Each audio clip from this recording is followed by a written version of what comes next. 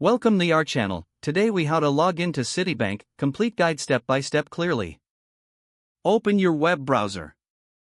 In the address bar, type in www.citibank.com. Press the enter key on your keyboard.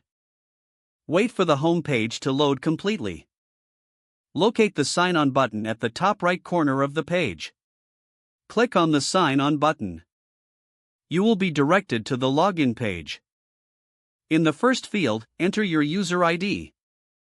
Make sure to double-check the spelling. In the second field, enter your password. Ensure your caps lock is off for accurate entry. If you have forgotten your user ID or password, click on the respective link below the login fields. Follow the prompts to retrieve or reset your information. Once you have entered your user ID and password, click on the Sign On button. Wait for your account dashboard to load. If you encounter any error messages, check to make sure your credentials are correct. If you still experience issues, look for the Need Help link on the login page for further assistance. Congratulations, you are now logged into your CitiBank account. If the page does not load, refresh the browser or try again in a private or incognito window.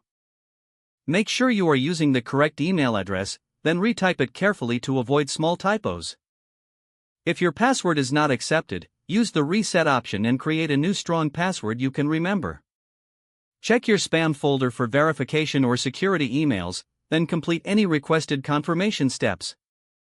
Enable two-factor authentication if available to improve account security and reduce unauthorized access risk.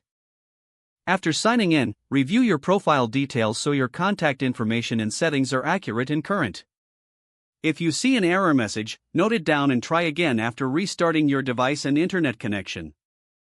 Log out when you finish, especially on shared devices, to keep your account and payment information. If the page does not load, refresh the browser or try again in a private or incognito window. Make sure you are using the correct email address, then retype it carefully to avoid small typos.